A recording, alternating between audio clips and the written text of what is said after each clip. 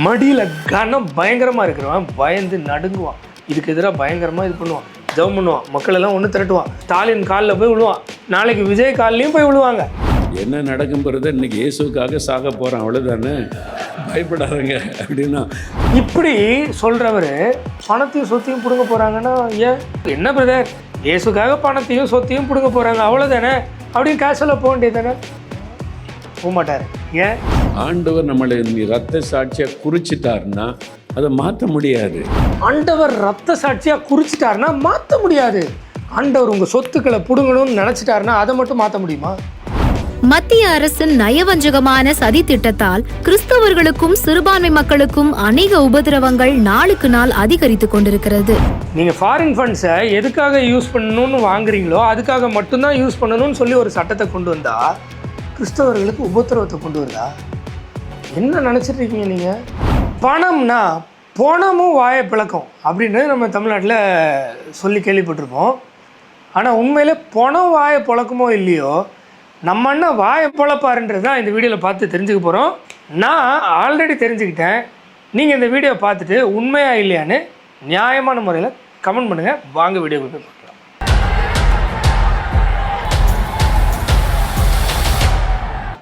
ஒரு முறை RSS தீவிரவாத அமைப்பினர் கேள்விப்பட்டு சிட்டியிலேருந்து வந்துட்டாங்க.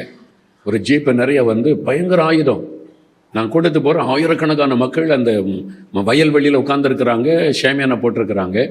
ஒரு ஆள் இப்படி இந்த சிவப்பில் இவ்வளோ தூரம் அப்படி போட்டு நாமம் போட்டு உட்காந்துருக்கிறான் ஒரு ஆள். அப்படி அவன் வச்சிருக்கிற அருவாள் இங்கேருந்து இங்கே வரைக்கும் இருக்குது. அதில் சம்பளம் போட்டு உட்காந்து இங்கேருந்து இங்கே வரைக்கும் இருக்குது. ஐயோ, அவ்வளோ பெரிய அருவாள்லாம் எடுத்துகிட்டு வந்திருக்காங்க. என்ன ஆக போதோ கேட்குறதுக்கே பதட்டமாக இருக்குது. மிஷினை தேவதாஸ்பரை கூட்டம் பண்ணேன், பாருங்கள் RSSகாரங்க அங்கேருந்து வந்திருக்கிறாங்க அப்படின்னு. ஒரு டீமே வந்திருக்கிறாங்க, என்ன நடக்குன்னு தெரியாது அப்படின்னு. பயங்கரமான விஷயத்த கேஷுவலாக லெஃப்ட் ஹேண்டில் டீல் பண்ணுற மாதிரி சொல்கிறாரு. RSSகாரங்க பெரிய டீமே வந்திருக்காங்க, அருவாள்லாம் எடுத்துகிட்டு வந்து உட்காந்துருக்காங்க. என் கூட இன்னொரு மிஷினரி ஸ்தாபனத்திலேருந்து பக்கத்து ஊர்லேருந்து ஒரு பிரதர் வந்திருந்தார். அவருக்கு பயம், அண்ணே என்னதான் நடக்க போகுது, என்னதான் நடக்க போகுது, என்ன நடக்க போகுது அண்ணேன்றார். என்ன நடக்கும்போது இன்னைக்கு இயேசுக்காக சாக போகிறேன், அவ்வளோதானே, பயப்படாதங்க அப்படின்னா. அவர் நான் இந்த மிஷினரி பெண் பிள்ளைகள் எல்லாம் கூட்டிகிட்டு வந்திருக்கேன் பிரதர், என்ன பண்ணேன்னு தெரியலையேன்னு சொன்னாங்க. வா, என்ன பிரதர், இயேசுக்காக நம்ம சாக போகிறோம் அவ்வளோதானே, இவ்வளோ கேஷுவலாக எடுத்துக்கிறாரு.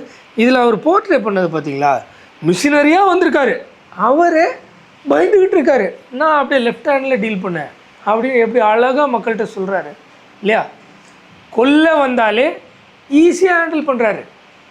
ஆனால் இதே மோகன்சி பணம்னு வந்தால் மட்டும் எல்லோரும் ஜெபம் பண்ணுங்க, திரளுங்க, அணியாக திரளுங்க, இந்தியா ஃபுல்லாக திரளுங்க, ஜெபம் பண்ணணும், நிப்பாட்டணும். ஏன்? அவர்களையும் கிறிஸ்துவ நிறுவனங்களையும் முடக்குவதற்கு, அவர்களுடைய சொத்துக்களை அபகரிப்பதற்கும் அநேக சூழ்ச்சிகளையும் சட்டங்களையும் இந்த மத்தியில் ஆளும் அரசு மேற்கொண்டு வருகிறது. அப்படியா? பயங்கரமாக இருக்கு. பணம் சொத்து இது ரெண்டையும் கைப்பற்றுறதுக்கு முயற்சிகள் ஏற்படுத்திட்டு வருது அப்படின்னு இதை சொல்கிறவங்க சொல்கிறாங்க. ஸோ உயிர் மேட்டர் இல்லை, பண மேட்டர். இதை குறித்து தேவ ஊழியர் சகோதரர் மோகன் சி லாசரஸ் அவர்கள் திறப்பின் வாசல் ஜெபத்தில் இச்சட்டத்தை குறித்து பேசி ஏறெடுத்த ஜெபத்தை இப்பொழுது காணலாம். பார்த்துருவோம். இந்தியாவில் ஒரு புதிய சட்டத்தை இந்த அரசாங்கம் கொண்டு வர கடந்த நாட்களில் முயற்சித்தாங்க, தமிழ்நாடு தேர்தலுக்கு முன்னால். அப்போ அந்த சட்டம் பார்லிமெண்ட்டில் தோற்கடிக்கப்பட்டு போனது. ஓ, ஆல்ரெடி தோற்கடிக்கப்பட்டு போயிடுச்சா? சரி. ஆனால் மறுபடியும் அந்த சட்டத்தை திரும்பவும் ஜூலை மாதம் 3ஆவது வாரத்தில் பார்லிமெண்ட்டில் இந்த சட்டத்தை கொண்டு வர இந்த அரசாங்கம் தீவிரம் காட்டுகிறது. அந்த சட்டம் கொண்டு வந்தால் என்ன என்பதாக நினைக்கலாம். ரொம்ப முக்கியமாக கவனிங்க. ரொம்ப முக்கியமாக கவனிக்கிறோம். அது என்ன சட்டம்? கொன்றுவாங்கன்ற சட்டமா?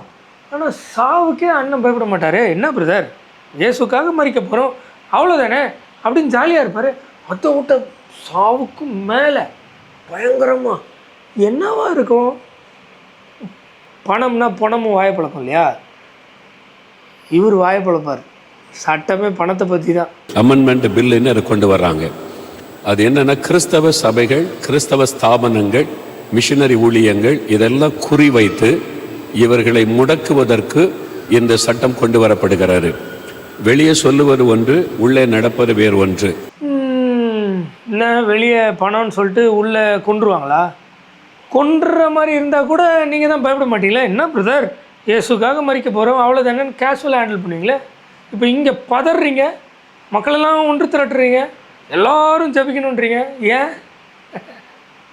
பணம்னா பணமும் இல்லை, மோகன்சி வாய்ப்புல போகிற அதனாலயா?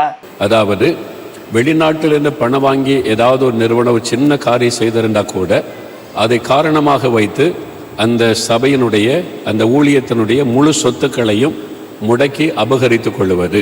இது ஆக்சுவலாக அவர் போய் சொல்கிறாரு, வெளிநாட்டிலேருந்து வர பணம் என்ன சொல்லி வாங்குறீங்கன்னு. ஏன்னா டொனேஷன்ற பேரில் வாங்குறீங்கன்னா நீங்கள் எதுக்காக வாங்குறீங்களோ அதுக்காக தான் பயன்படுத்தணும், வேறு எந்த காரணத்துக்காகவும் பயன்படுத்தக்கூடாது. அப்படி நீங்கள் மிஸ்யூஸ் பண்ணிங்கன்னா அந்த எந்த பணத்தை மிஸ்யூஸ் பண்ணி பார்ஷியலாவோ இல்லை ஃபுல்லாவோ எதுக்கு யூஸ் பண்ணீங்களோ அதை நாங்கள் அபகரிச்சிருவோம், கவர்மெண்ட் அண்டர்டேக் பண்ணிவிடும் அப்படின்னு சொல்லி தான் அந்த ரூல்ஸ் வந்திருக்கு. இதை மோகன்சி வந்து மொத்தத்தையும் பிடிங்கிடுவாங்கன்னு போய் சொல்கிறாரு. சரி, இது நல்லதா கெட்டதா? நம்ம தமிழ்நாட்டில் குழந்தைங்களுக்கு ஒரு ட்ரஸ்ட்டுன்ற பேரில் ஃபாரின் ஃபண்ட்ஸை கலெக்ட் பண்ணி மினி கூப்பர் பார்ஸ் கார் வாங்கின ஆளே எங்களுக்கு தெரியும். இப்போ இது நியாயமா?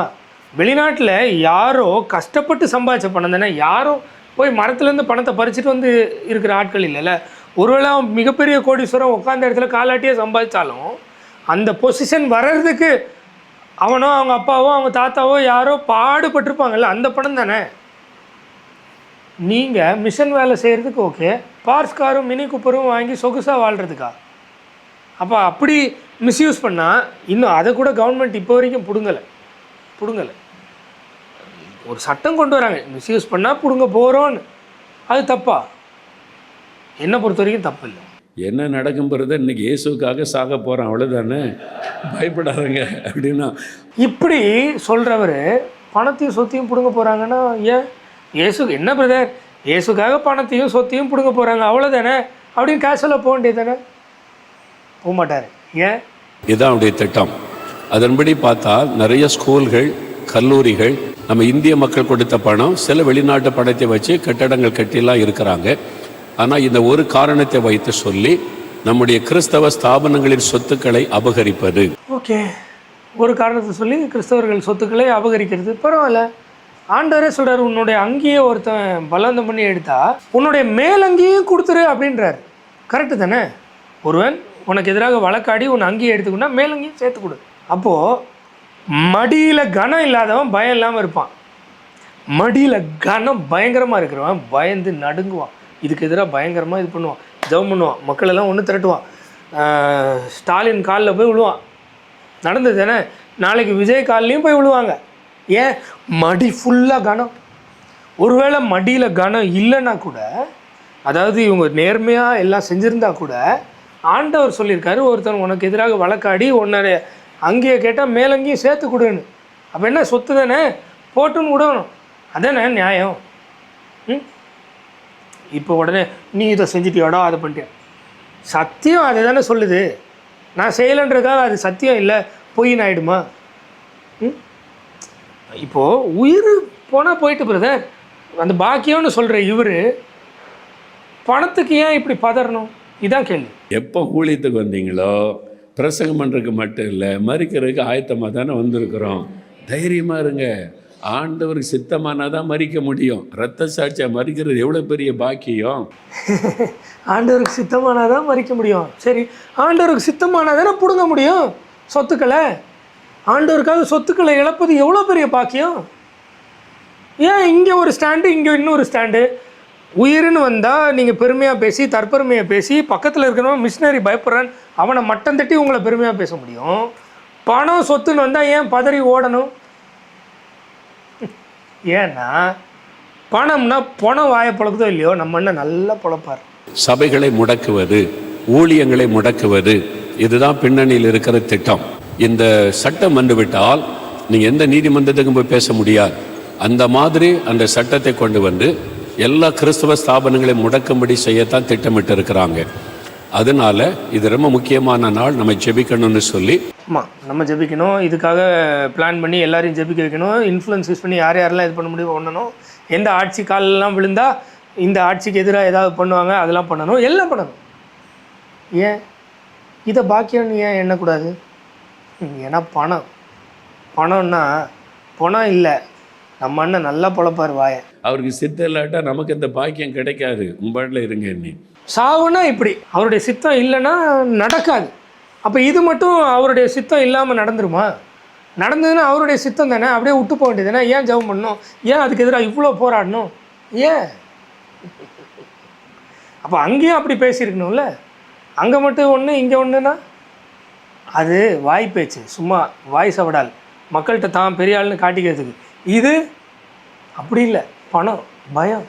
இப்பொழுது நாளை தின ஞாயிற்றுக்கிழமை இந்தியா முழுவதிலும் எல்லா சபைகளிலும் ப்ரேயர் டே ஒழுங்கு செய்யப்படும். நேஷனல் டே ஆஃப் ப்ரேயர்னு சொல்லி எல்லா சபையிலும் இதற்காக ஜெபிக்க போகிறாங்க. எல்லா சபையிலையுமா? யார் சொன்னா? இவருக்கு தெரிஞ்ச எல்லா சபையிலையும் என்ன சொன்னீங்களா இல்லையா? நாங்கள் ஊரை விட்டு வெளியே வர்றோம், பின்னாலே ஜீப்பில் துரத்திட்டு வர்றாங்க. ஜீப்பில் நாங்கள் ஒரு 7-8 பேர் இருக்கிறோம். ஒரு சகோதரி பயந்துக்கிட்டு அலறாங்க, சார் பிரதர் இந்த மாதிரி இருக்குதுன்னு சொல்லி. சிஸ்டர் ஒன்றும் பயப்படாதுங்க, ஆண்டவர் நம்மளை ரத்த சாட்சியாக குறிச்சிட்டாருன்னா அதை மாற்ற முடியாது. ஆண்டவர் ரத்த சாட்சியாக குறிச்சிட்டாருன்னா மாற்ற முடியாது. ஆண்டவர் உங்கள் சொத்துக்களை பிடுங்கணும்னு நினச்சிட்டாருன்னா அதை மட்டும் மாற்ற முடியுமா? ஏன் இந்தியாவில் இருக்கிற எல்லாரையும் கூப்பிட்டு ஜெபம் பண்ணுறீங்க? ஏன் சித்தத்தை மாற்றவா? சரி, இதை இந்த நியூஸ் மாதிரி ஒரு போர்ட்ரே பண்ணுச்சு இல்லையா, அந்த சேனல் என்ன சொல்லுது பாருங்களேன். மத்திய அரசின் நயவஞ்சகமான சதி திட்டத்தால் கிறிஸ்தவர்களுக்கும் சிறுபான்மை மக்களுக்கும் அநேக உபதிரவங்கள் நாளுக்கு நாள் அதிகரித்து கொண்டிருக்கிறது. நீங்கள் ஃபாரின் ஃபண்ட்ஸை எதுக்காக யூஸ் பண்ணணும்னு வாங்குறீங்களோ அதுக்காக மட்டும்தான் யூஸ் பண்ணணும்னு சொல்லி ஒரு சட்டத்தை கொண்டு வந்தால் கிறிஸ்தவர்களுக்கு உபத்திரவத்தை கொண்டு வருதா? என்ன நினச்சிட்டு இருக்கீங்க நீங்கள்? அப்போ ஸ்தேவானுக்கு நடந்த உபத்திரவம் வந்து இப்படி தானா? இல்லை பால் 1 குறைய 40 அடி 3 முறை பெற்றது, பட்னி நிர்வாணத்தில் இருந்தது, கப்பர் சேதத்தில் இருந்தது, இதெல்லாம் உபத்திரவம் இல்லை. சொத்தை பிடுங்கிறதுக்கு கவர்மெண்ட் வந்தால் அது உபத்திரவம். அதுவும் நீ மிஸ்யூஸ் பண்ண சொத்தை பிடுங்கினா. சரி, இனி நம்ம சேனலில் முடிஞ்ச அளவுக்கு, நம்மளால் முடிஞ்ச அளவுக்கு, ஏன்னா தரவுகள் வந்து அவ்வளோ டீப்பாக எடுக்க முடியல. கவர்மெண்ட் வந்து ஒரு சில டீட்டெயில்ஸை தான் வெளிப்படையாக வச்சுருக்கு. முன்ன மாதிரி எஃப்சிஆர்ஏ அக்கௌண்ட்ஸ் அவங்க ஆடிட் பண்ணுறத முன்னாடி டிரான்ஸ்பரண்ட்டாக காமிப்பாங்க, இப்போவும் காமிப்பாங்கன்னு போட்டிருக்கு. ஆனால் அதை கரெக்டாக எடுக்கக்கூடிய வழிமுறைகள் எனக்கு அவ்வளோவா தெரில. அதை நோக்கி பயணிச்சுட்டே இருக்கிறோம். முடிஞ்ச அளவுக்கு இந்த வீடியோ பார்த்துருக்க நீங்களும் யாராவது சப்போர்ட் பண்ணிங்கன்னா நல்லாயிருக்கும். எப்படி அந்த டீட்டெயில்ஸ் தரவுகள் எடுக்கிறது, நாங்கள் எடுத்தது வரைக்கும் வச்சு போட தான் போகிறோம். இன்னும் பர்ஃபெக்டாக எடுத்து ப்ரூஃப்ஸோட போட்டால் இன்னும் நல்லாயிருக்கும், போடுவோம். மக்களுக்கு நம்ம என்ன சொல்கிறது என்னென்னா, மீடியேட்டர் தேவையில்லைன்னு ஆண்டவர் சொல்லியிருக்கார். இந்த மாதிரி தரங்கட்ட மீடியேட்டர் பின்னாடி போய் எஃப்சிஆரே வந்தால் இப்படி ஆகிடும் நீங்கள்லாம் என்ன ஜெபம் பண்ணாலும், ஆண்டவர்கிட்ட திரும்பி அவருடைய வார்த்தையை கையில் எடுக்காமல் நீங்கள் என்ன பண்ணாலும் நாளைக்கு அவர் வருகையில் கொடுமையான முடிவை சந்திக்க வேண்டியது இருக்கும். அதுலேருந்து தப்பிக்கணும்னா இன்றைக்கே மனம் திரும்பி ஆண்டவர்கிட்ட திரும்பி அவருடைய வார்த்தையை கையில் எடுங்க. உண்மையான உபத்திரவம்னா என்னன்னு தெரிஞ்சுக்கலாம். நம்ம எல்லாம் பங்குள்ளவர்கள் ஆகும்படி பயணிக்கலாம். திரும்பவும் சொல்கிறேன், இதை விட்டுட்டு இவங்க பின்னாடி போனீங்கன்னா நாளைக்கு வருத்தப்பட போகிறது நீங்கள் தான்.